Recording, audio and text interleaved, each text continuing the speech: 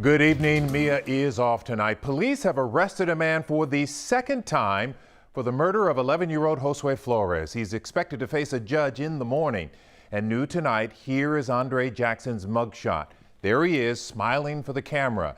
Jackson insists he's not a killer, but prosecutors say new technology uncovered DNA that links him to the crime.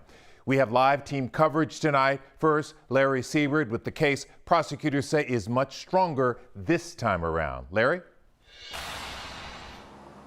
Lynn, prosecutors think it's strong enough to win and survive appeal, so our analyst believes defense lawyers will push a judge here hard to throw out any new evidence before trial. And since we're talking about DNA, that fight might decide everything.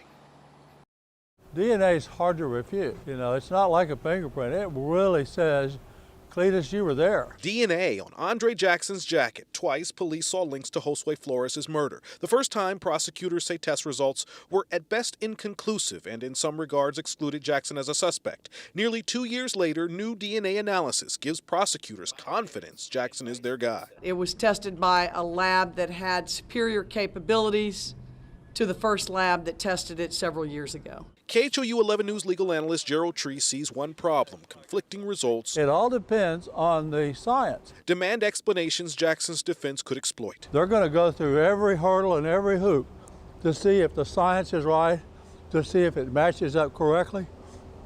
I would not even be surprised to hear expert testimony on that issue. This is before trial. Treese expects the judge to carefully vet prosecutors' explanation because of the persuasive power DNA has on juries. For years, authorities held on to Jackson's jacket, convinced he's the last person Flores met.